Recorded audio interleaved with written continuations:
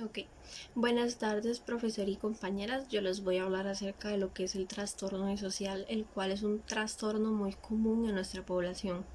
Lo que pasa es que se ha complicado mucho su diagnóstico o hay muchas personas que no han sido diagnosticadas por el hecho de que, para tener una idea, este trastorno se caracteriza por una violación de los derechos de las personas con las que esta persona que padece la enfermedad se relaciona. Entonces, normalmente esta suele ser confundida con un niño desobediente o malcriado o una rebeldía adolescente. Es por esto que hay muchas personas o muchos jóvenes que padecen este trastorno y sin embargo no se sabe porque se normaliza como estas conductas. Sin embargo, no es así. Esta enfermedad este trastorno suele diagnosticarse.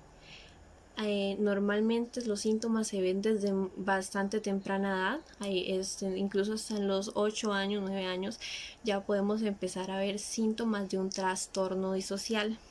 Sin embargo, para poder diagnosticarlo con seguridad, tenemos que esperar a una media, nos dicen de unos 18 años, 19 años. Esto porque hay que recordar que una persona puede tener ciertos síntomas de un trastorno, más no poseer el trastorno. Es por esto que con seguridad, para diagnosticar de buena manera y correctamente a una persona, hay que esperar a una altura de unos 18 años por lo menos. Además de esto, cabe notar que como este es un trastorno con algunas características muy violentas, como lo pueden ser la violencia hacia otras personas, la destrucción de propiedades ajenas o una violación de las normas muy graves, suele haber un deterioro de lo que es el ámbito social, laboral o académico de la persona.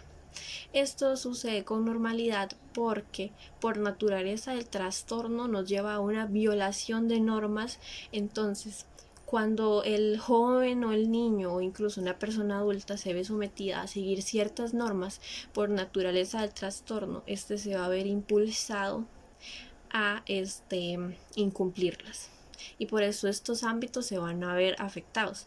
A nivel social, debido a que esta persona siempre tiende a ser muy grotesca, violenta y problemática, pues también sus relaciones sociales van a verse afectadas. Cabe notar que entre más temprano empiecen a haber síntomas de este trastorno, puede volverse más severo. Sin embargo, si este se empieza a generar en la adolescencia, puede tener más gravedad o puede desarrollarse de una forma más grave. Esto justamente por la etapa en la que empieza a denotarse que es la adolescencia como tal. Entonces, para entender por qué se tiene una gravedad más amplia en la adolescencia que en la niñez, vamos a hablar un poco sobre el adolescente y su comportamiento ya por sí solo natural y sumado a este trastorno y el por qué lo hace más grave dicha etapa. Ok, ahora hablando un poco del trastorno disocial, que de hecho ahora se conoce más como trastorno de conducta. Este se genera en la adolescencia y es por eso que vamos a ver un poco la adolescencia como tal. Verdad, sabemos que la adolescencia por sí sola es una etapa ya de bastantes complicaciones. Esta suele empezar o se estima que empieza dentro de los 11 o 12 años y dentro de esa misma se dan una serie de cambios tanto sociales, biológicos y psicológicos. Entonces, esta es una etapa de mucho cambio de transición donde el adolescente está ensayando para convertirse en una persona adulta, está estudiando ciertos comportamientos y también en una búsqueda de identidad.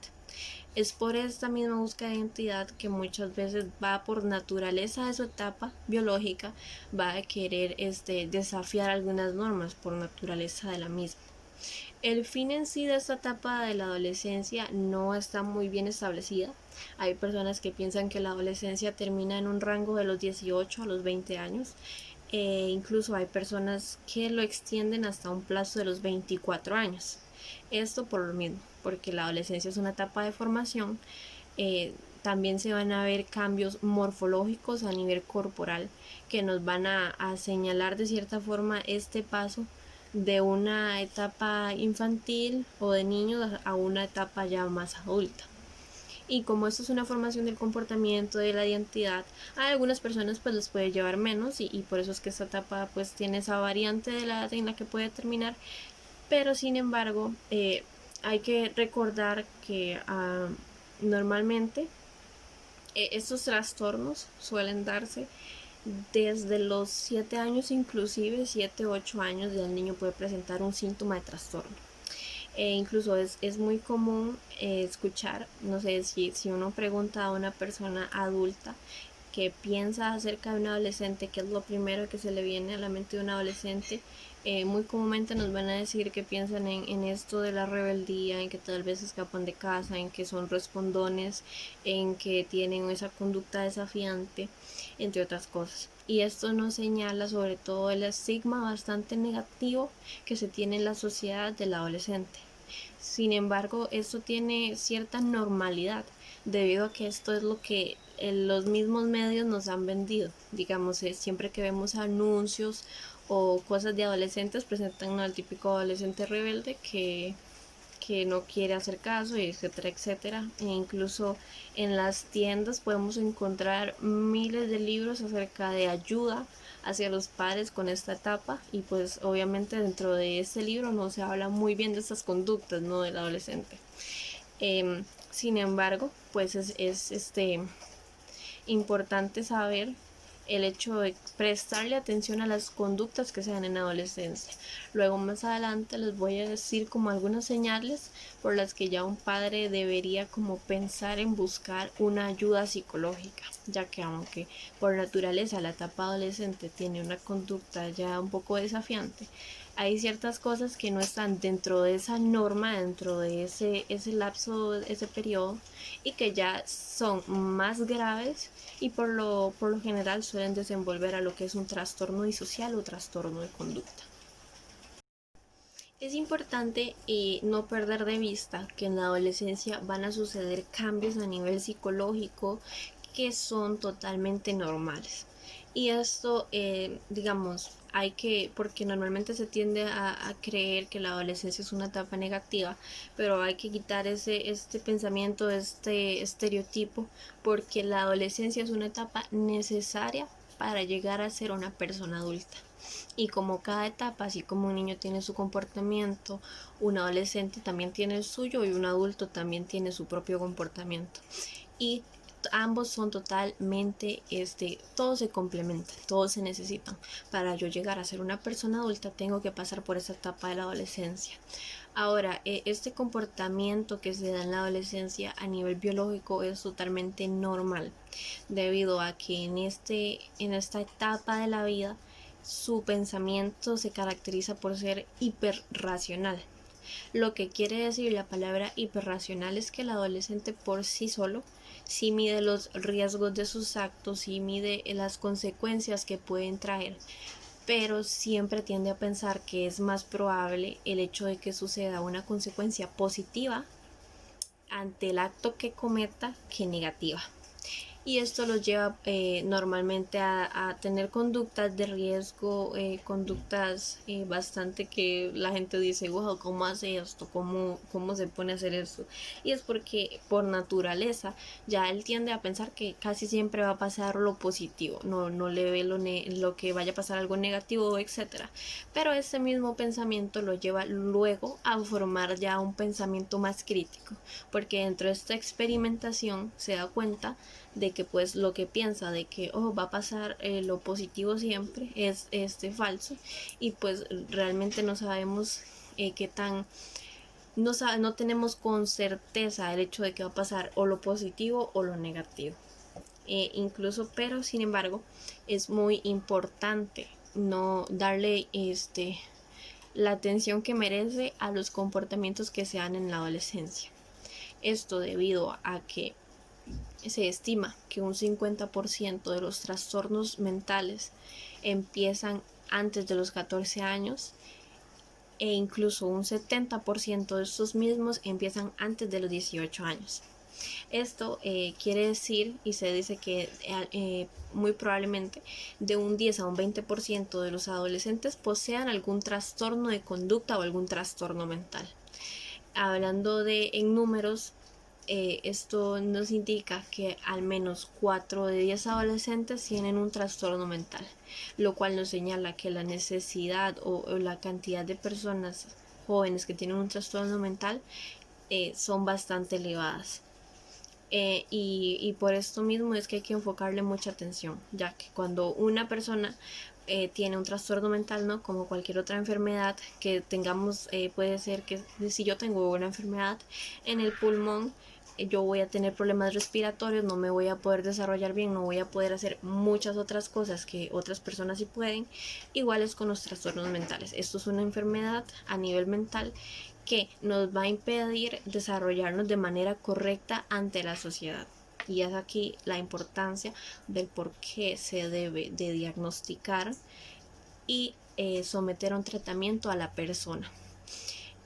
Aquí pues es importante señalar el hecho de que estos porcentajes que vemos no son 100% verídicos, ya que hay muchas personas que poseen este trastorno y no son conscientes, nunca han buscado un tratamiento y es bastante difícil o incluso algunas pueden sospechar que tienen algo mal, pero por cuestiones de que les da pena o por la etiqueta del trastorno, no quieren ir a buscar respuestas y se quedan con este comportamiento.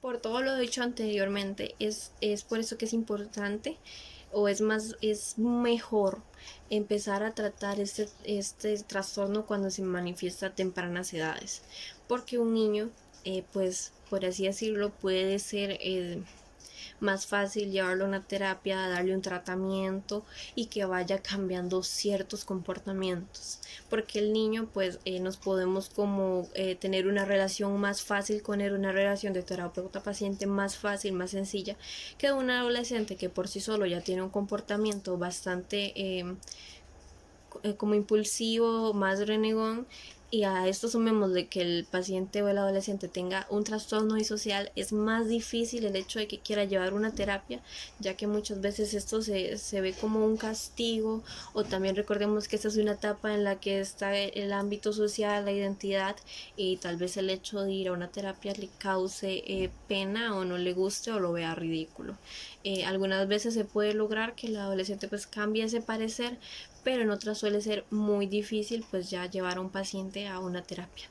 Es por eso que entre más temprano se empiecen a manifestar los síntomas y más temprano veamos que algo está mal, buscar una ayuda para que nos permita saber qué hacer con estas cosas, con estos comportamientos.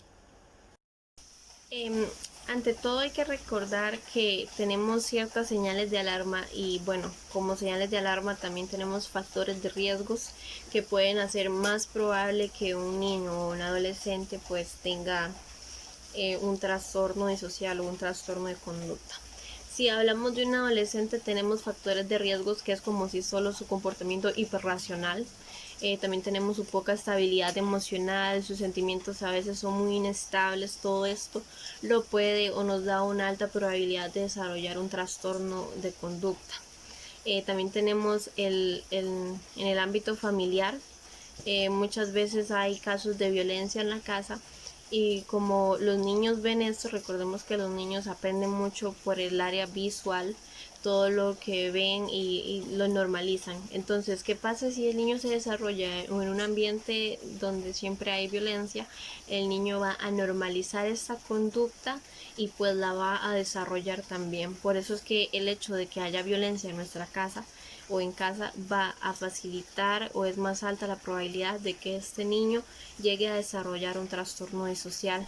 Aparte de eso, a nivel biológico está verdad ya lo que es si mi papá o mi mamá poseen o en algún momento padecieron ese trastorno también, pero con estos factores de riesgo también están las señales de alarma, que es muy importante también saberlas, que dentro de ellas se encuentran lo que es que el adolescente normalmente mantiene un comportamiento bastante así como altivo, como de no querer ceder ante las cosas, siempre trata como de llevar la contraria.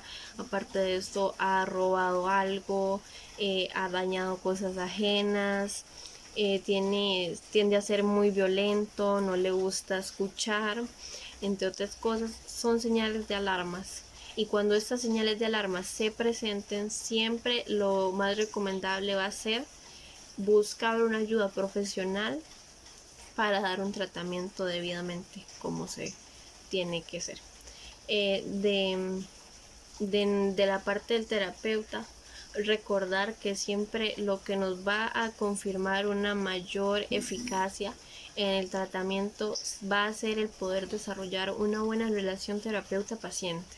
Esto nos va a facilitar muchas cosas, y aunque con este trastorno se complique el hecho de establecer una buena relación, debemos intentarlo y siempre mantener una actitud muy neutra, una actitud también muy flexible, y tener un comportamiento muy estable ante el paciente, siempre tratando de pues generar una buena relación.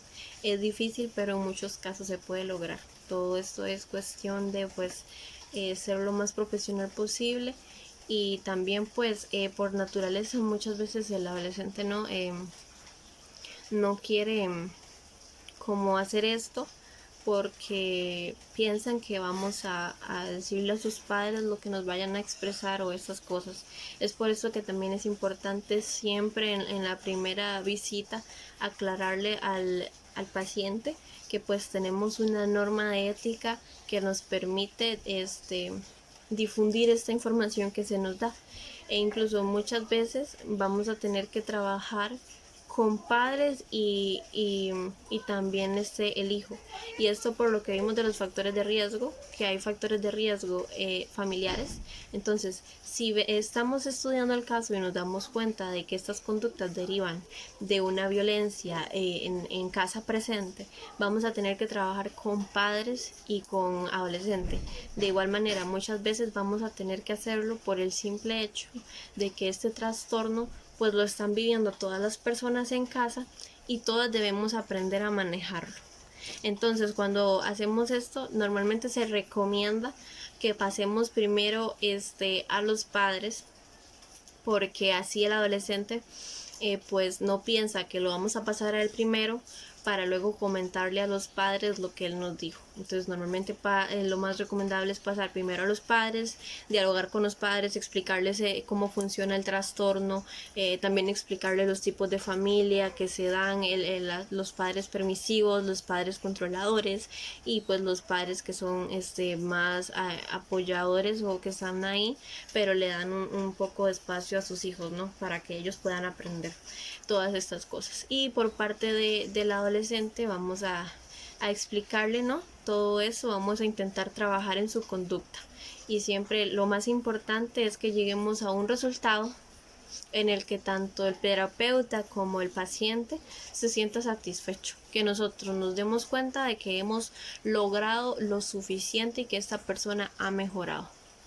Eso es lo importante y el objetivo, lograr una salud mental y que esta persona pueda desenvolverse y aprovechar todas las oportunidades que tiene en su vida de una manera estable, que no lo hubiera podido lograr con este trastorno.